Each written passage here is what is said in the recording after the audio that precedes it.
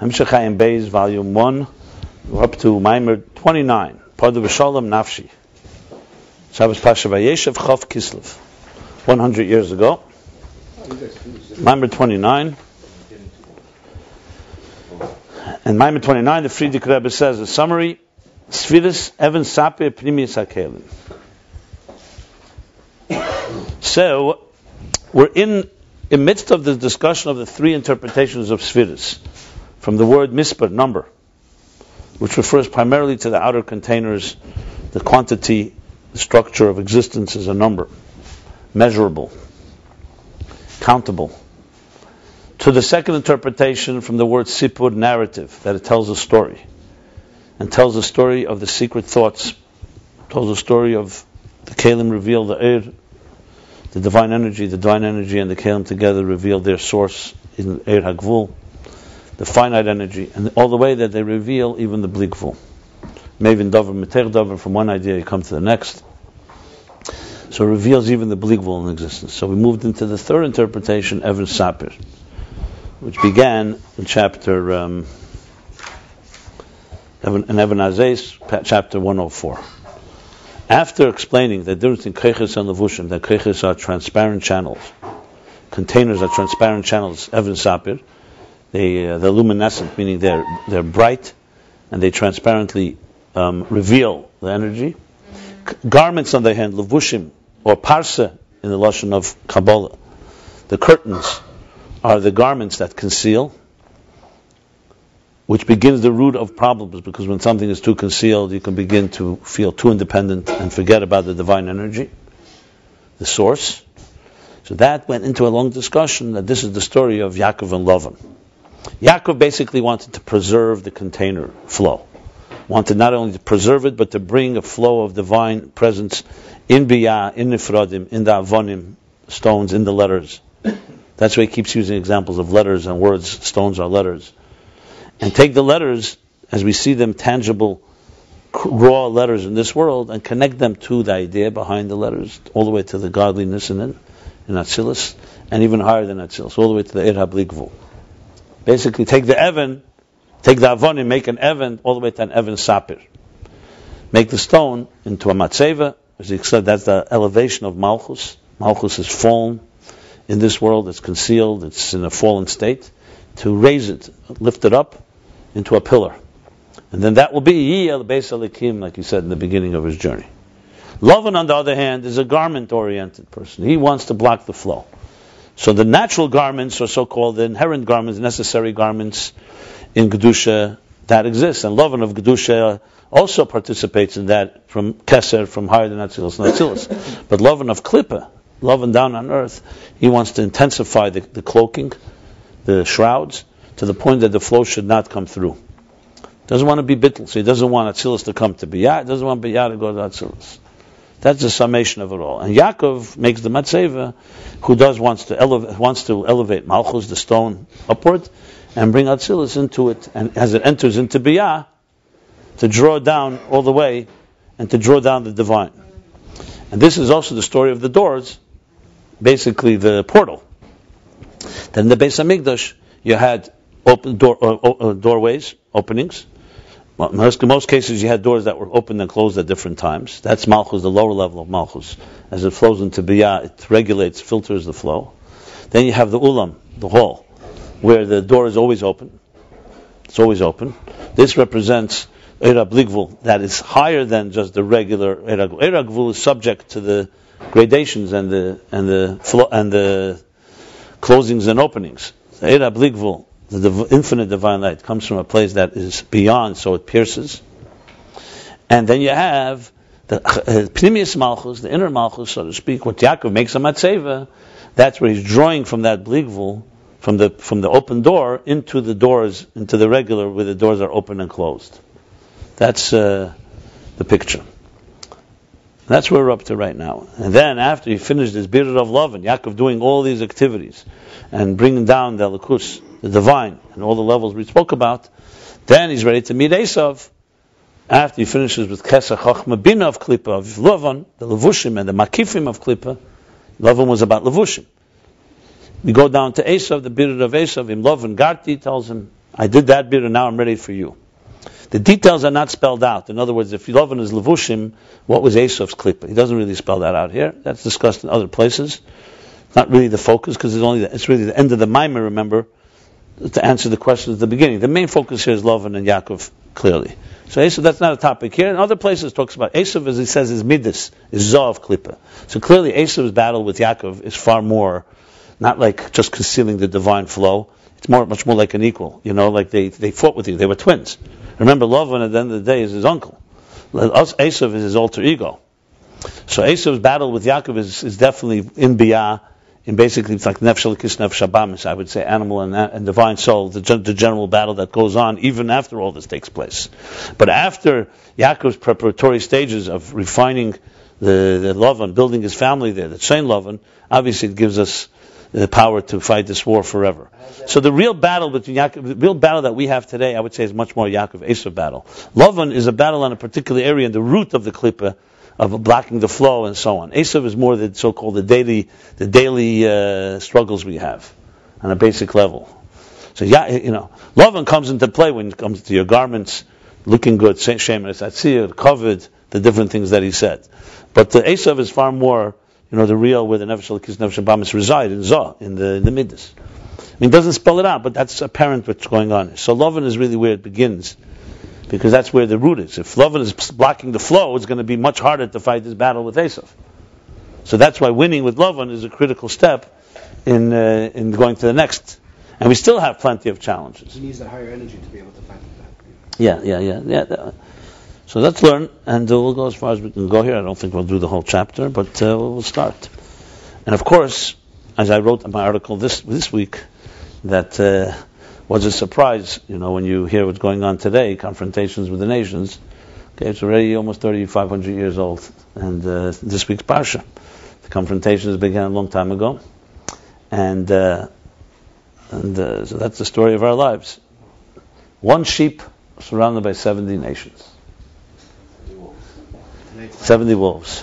That line I'm for sure going to use. That's for sure. That's a good line. By 120 wolves today. Okay, good. So the wolves have had some children. We had 11 votes. 9 votes. 9 votes. You got the whole kingdom. Out of how many? 9 votes they had. I know, like we, Out of how many? Micronesia is one of the big ones. Oh, it didn't pass? Remember, however, if you depend your lot on the nations, then you're going to go down with the nations. We don't, not dependent on the nations. And this guy in Yankov, I'm definitely going to make that statement. I'm a Balinishkin. I can't control myself. I have to apply. I'm a Balinishkin. Why don't you text in to BBC? Okay, let's learn something. I need the keiches from Ayin Beis. I'm going into, when you go into the battle with Esav, I'm hechel keiches. Into your trance state. The truth is, I debated, is it even an issue that I should even be on a panel with Palestinians? It's another story. And, maybe better than someone else screwing it up, so I might as well do it. How did they get Palestinians? Someone referred them to me. I don't even know. No such thing as Palestinians. That's the first time you talk on BBC? Not the first, I probably Tell did. them. It's an artificial term, Palestinians. Now, what do they got to do with Palestinians? They're Jordanians, they're nomads. I'd be Drew that was born there is also Palestinian. Before 1940, I was born there is also Palestinian. Yeah. That's what they used to say in Russia. Go to Palestine. Okay, Pod the B'Shalom Nafshi Mikrovli. This is the Maimer Vayeshev Chav Kislev Tofresh Ayin Gimel, 1912. So it's a Pod the B'Shalom Maimer. There we go. Pod the B'Shalom Nafshi Mikrovli, which means redeem my soul, my spirit B'Shalom. It's very fitting. In peace, Mikrovli. And of course, Mikrovli has all the definitions, but the simple definition is Mikrov, from the battles that they fought with me. It's basically Avshalom, King David speaking about his son battling him. Kibarabim hoyamid, because men. From the people that are close to me. There's different term. Mikrov is Krav a war, or Mikrov is Kibarabim hoyamadi. This also has many interpretations, but that's Kibarabim the Ribam that stood against me. Many stood against me, or hoyamadi that many stood with me. Razal say, this is Gemara Brachos. This is a classic Just Kislev Sichas, all this stuff. The Eibishter says, everyone who exerts and studies Torah, kindness, acts of kindness, and praise with the tzibur, with a minyan, kilu pada'ani, that's considered, the Hashem says, as if pada'ani oisi, as if you redeem me, and my children, from among the nations. This is very fitting, right? This is what you have to remember. This is the end of the story. Let's not forget this. Rashi says the b'teirik ksiv v'chol nesivaseh shalom. What's the connection? Why is teirik milz chasadim and mispal metzivah bring up p'diyah b'shalom, meaning a redemption and peace? He says because they're all connected. Rashi says. Learning Torah, it says, what it says about Torah, it says kol nesivaseh shalom. All its paths are peaceful. Ugmilz chasadim bevi shalom ben ish l're'eyu. And when we're kind to each other, it brings peace between a person and his friend and another.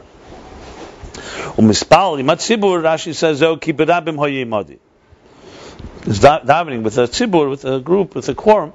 That's Rabbi Moyimid, meaning you're together with others, which I guess is also a form of shalom. Or maybe that's the connection to the pasuk. The first two shalom, because it's shalom, and maybe shalom, and spal metzibur is the berabim hoyemadi. That's how it's hinted to in the pasuk, actually. Not dafka shalom. In other words, the pasuk connects to these three things. What does it mean, redemption above? Redemption of the souls, because they go down below and they're trapped in gullus or in exile. So it makes sense. You're redeeming them. Or even talk about David HaMelech from his challenges. But what does it mean, Peda'ani, Eisi? And interesting, the Pasuk says, Pad v'shalom nafshi. He's talking about himself, he's not talking about God. It doesn't say that question here, but what's the Pediyah above? What shaykh, how is it possible that the concept of redemption above? We also have to understand why the Pediyah, the redemption, or salvation, the freedom, Pediyah is like freeing. So Mater Asurim, as we learned, is specifically through these three things: the Torah, Gmach, V'Tfilah, B'Tzibur. Through Torah, Gmilas Chasadim, and Tfilah B'Tzibur. V'Loi Tfilah Stam, and not prayer alone, not plain prayer, Tfilah B'Tzibur, Dafka. Just like a double question. These three things, and why Tfilah B'Tzibur, and not just it says Tfilah. It doesn't say Torah B'Tzibur. It says Tfilah B'Tzibur. To understand this, we preface, which we discussed earlier, the Yaakov took a stone and lifted it up and raised it as a pillar. We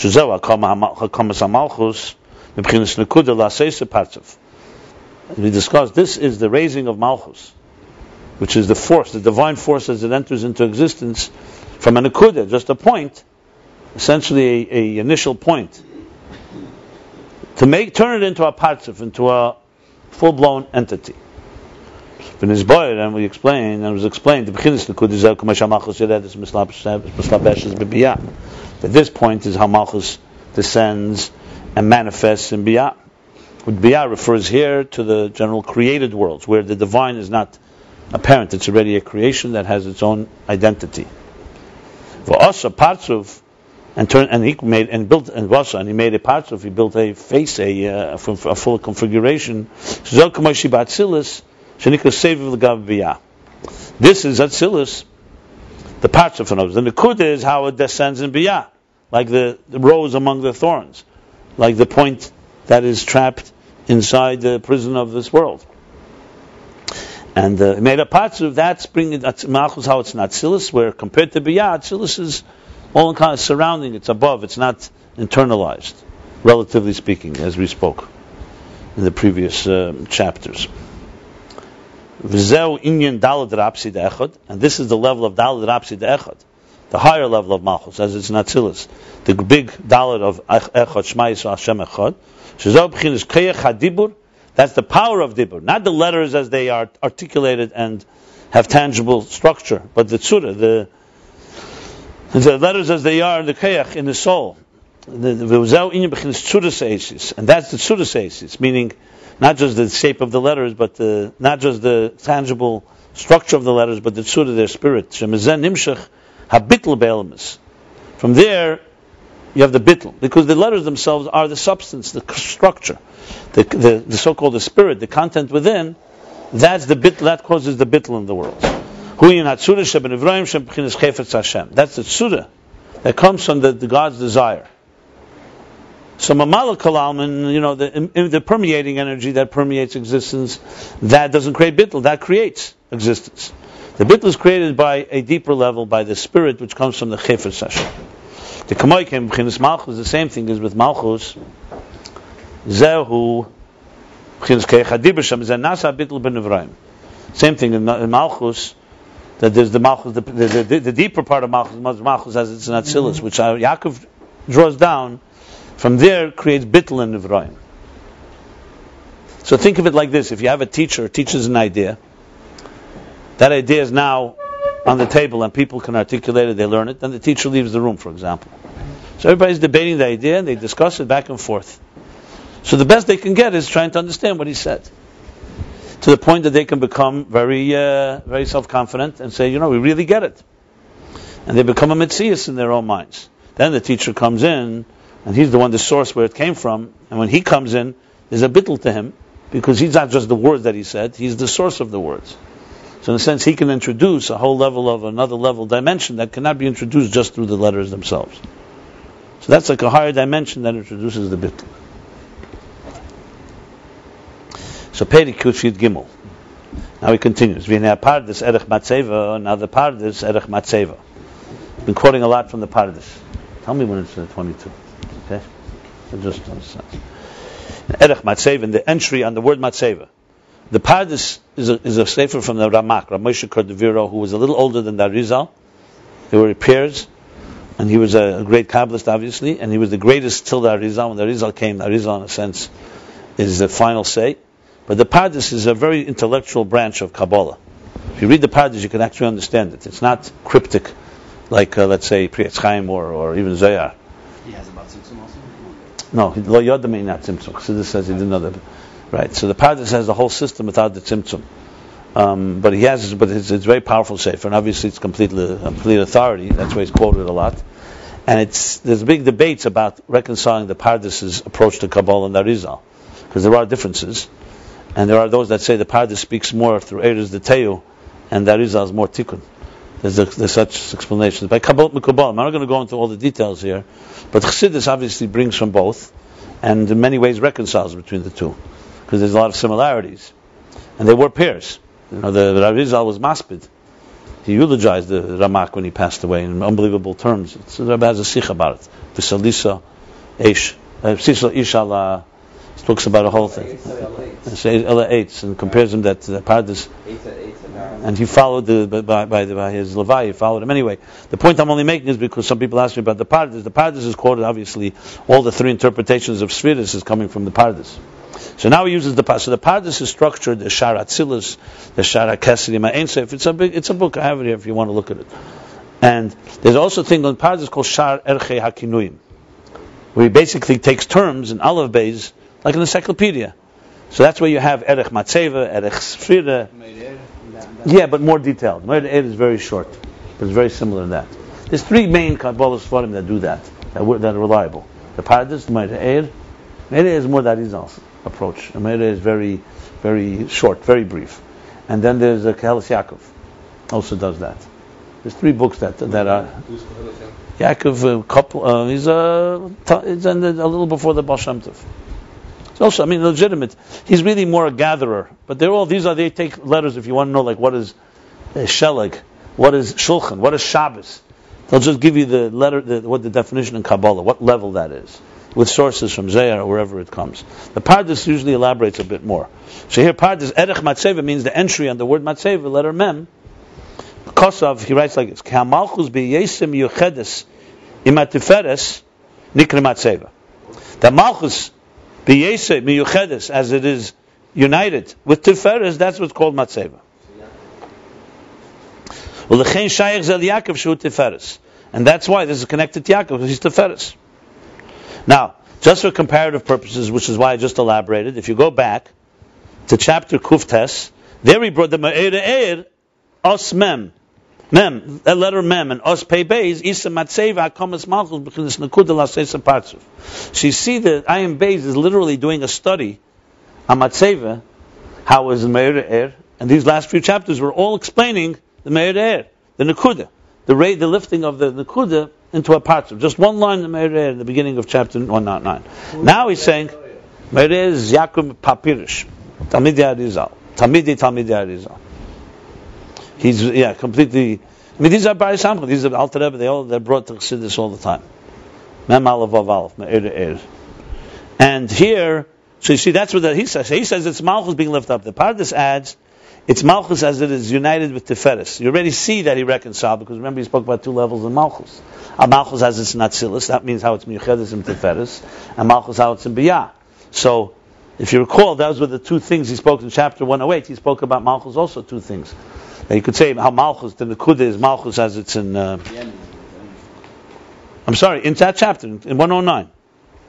Yeah, in 109. Yeah. In that same 109, there's Malchus as in Atzilus, and there's Malchus as it comes in Biyah. And Yaakov is bringing what we learned till now from Atzilus into... Malchus and Atzilus into Biyah. So this is what he says here. V'cheinu b'zeir Parshaner daf Ayin Beis Beis, the same as in Zeir Parshaner 72b, al posuk ve'evan hazeis asher samti matzeva. The Zeir and what does the Zeir say on this posuk? My matzeva. What is a matzeva? The Zeir says to have a nefila v'ukimla. What's a matzeva? A matzeva is a marker, a pillar. To have a nefila, because something fell. There was a fall. V'ukimla, and he lifted it. And he raised it. It's very similar to the words in the Meir. V'yotzik shemen al reisha, and he anointed. He poured oil on top of it, on this stone.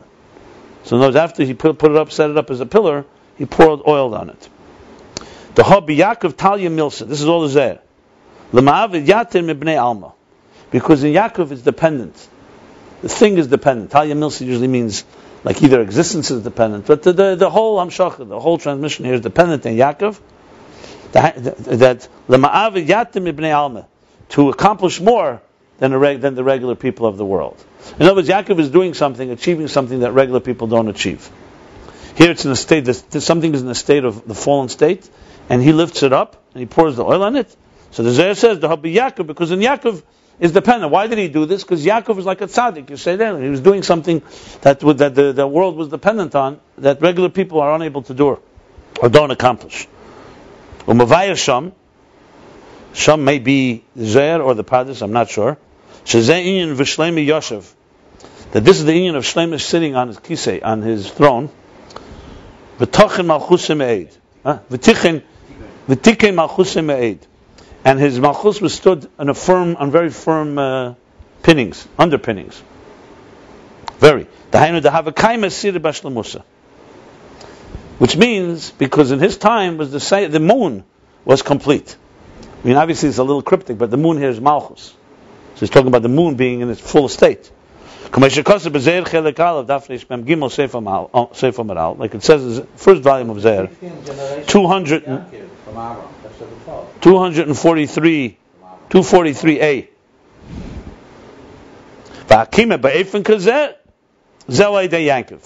And this lifting up in this form is dafka through Yaakov Kamoshi's bar, as we shall explain.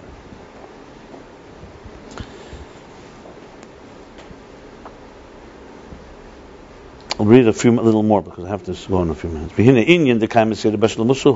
Okay, so what he did was quote here the Pardes. He quoted the Zohar, which throws into the whole pot. Now, after we learned the Me'er about Malchus being lifted up, now he's bringing it more, connecting it to Tiferes and connecting it to Shlomo Melech, and it's all connected. We'll understand it as he explains. So now he explains what is the full moon. Inyan the Kaimasir Shlomusa, who this Inyan of a complete moon. Kaima, you see the word Kaima. It's not just there was a complete moon. Kaima is like sustaining. What's the word? Establishing it. Like he said here, Tichin Malchusimei. It's that type of establishment. In other words, it's a building up of a building of something, structure. What is it in Ruchnius? It means that the energy, the light, should radiate in the entire Malchus, also in its 5 lower spheres. So let me explain. The moon is the dark side of the moon, is the bright side of the moon. The truth is the dark is always dark and the bright is always bright. The question is only the angle to us. Because the sun is always shining. There's always an area where now when the angle is to us, because the key thing of the moon is to loher al haaretz, to radiate on earth. So it goes like this. The five sides that are dark, to us, meaning we're not talking about the moon itself, is the five lower spheres of Malchus. The five higher spheres is the illuminated side. So when we have a full moon, We're only getting 5? huh? We're only getting 5? No, we're getting, since we get I made a mistake. No, when we get the full moon, when we get to new moon, we have only the top 5. There's no real revelation. When the full moon is also the lower spheres are also illuminated, so we see it too. That's the point.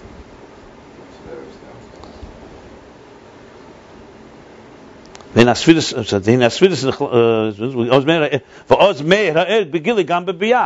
we have also the 5 that also in Biyah, down on earth, we get that radiation.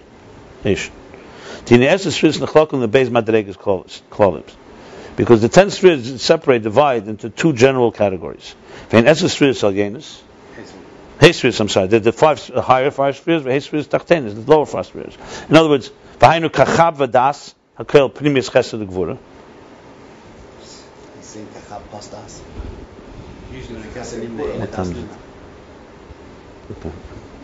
yeah.